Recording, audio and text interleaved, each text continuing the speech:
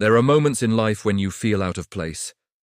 When the world seems too loud, people too shallow, and life too random to make sense. You've tried to blend in, but something in you refuses to conform. That quiet voice inside keeps whispering, "You are meant for more." Carl Jung once said, "Until you make the unconscious conscious, it will direct your life and you will call it fate." But what if fate, your calling, your suffering, your uniqueness, is not a coincidence at all?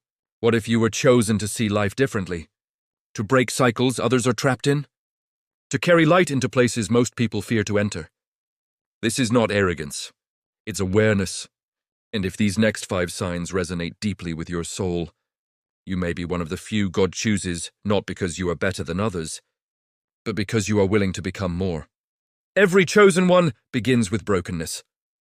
It's not comfort that awakens you, it's pain. You've faced rejection that nearly shattered your self-worth. You've experienced loss that left you gasping for air in silence. But somehow you didn't collapse. Jung believed that every person carries a shadow, the parts of ourselves we hide or suppress. Most people run from it. The chosen confront it. You looked your darkness in the eye and said, "You don't control me anymore." That moment was sacred. That's when divine favor began to operate. Think of gold. It only becomes pure after fire. Your fire was your test. Your breakdown wasn't punishment.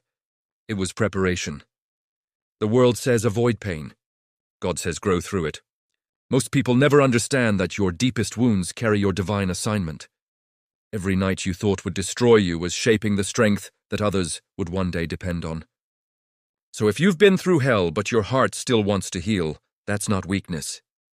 That's proof you're chosen. There's a strange loneliness in being awake. You see patterns others ignore. You feel energies others dismiss. You recognize fake smiles, hidden pain, and silent battles. This isn't paranoia, it's perception. It's the mark of someone whose spiritual antenna is alive. Carl Jung spoke about intuition as the bridge between the conscious and unconscious, the language of the soul. Most people live only through logic. The chosen ones move through alignment. They feel when something is right or wrong without needing evidence. You walk into a room and instantly sense tension. You talk to someone and feel their hidden sadness. You see meaning in coincidences, numbers, dreams, symbols. This is not weirdness. This is spiritual intelligence. God doesn't communicate with chosen ones through noise. He whispers through intuition. When you trust that inner nudge, life begins to unfold like divine choreography. When you ignore it, you stumble. So pay attention to what resonates and what repels. Your soul is your compass. Your intuition is your divine GPS. And your sensitivity, though it often feels like a burden, is actually your gift of guidance. Chosen ones are often misunderstood as loners. They withdraw not because they dislike people, but because they're being rebuilt from within. Carl Jung called this process individuation, becoming who you truly are by integrating every hidden part of your psyche. The crowd distracts from that process. Solitude refines it. You may notice that periods of isolation in your life often come before major transformation. When God chooses you, He separates you, not to punish you, but to prepare you. The seed must go underground before it can bloom. The caterpillar must dissolve in darkness before becoming a butterfly. And the chosen must learn silence before they can lead. Most people fear being alone. The chosen use it to connect, to God, to purpose, to their real self. In solitude, your old identity melts away. You confront your demons. You forgive your past. You rediscover your worth. You stop chasing validation and start embodying truth. You stop reacting and start creating. And in that sacred stillness, divine clarity arrives. So if you've been isolated, rejected, or misunderstood, congratulations. You're not being abandoned. You're being anointed. Here's something people rarely tell you. Being chosen doesn't mean life gets easier. It means your internal world gets louder. There's a war within. Between your higher self and your lower desires, between your faith and your fears, between your divine calling and your human comfort. Jung said, "No tree can grow to heaven unless its roots reach down to hell." To be chosen is to live at the intersection of both. You feel called to greatness, yet tempted by distraction. You crave peace, yet face constant challenges. You believe in light, yet still wrestle with darkness. That tension is sacred. It means you're evolving. It means you're awake. The enemy of your purpose isn't failure, it's comfort. Most people give up when the pressure rises, not realizing that pressure is what turns coal into diamonds. When you're chosen, you'll often face spiritual resistance. Not because you're cursed, but because you're dangerous to the darkness.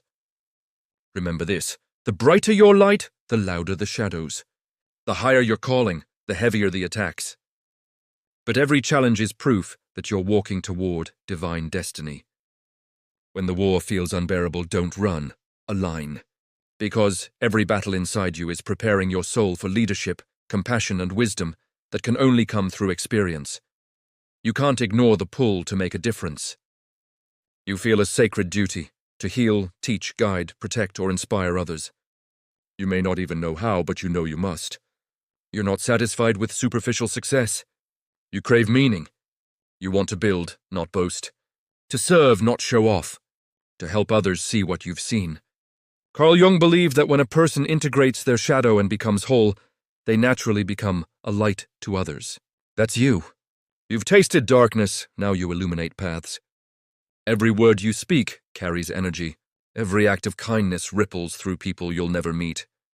Every time you choose forgiveness over revenge, you raise the vibration of the world. Being chosen doesn't mean being perfect. It means being responsible with the light you've been given. You are a vessel of transformation, a mirror for others to remember who they are, and though your path may be lonely at times, it is never wasted.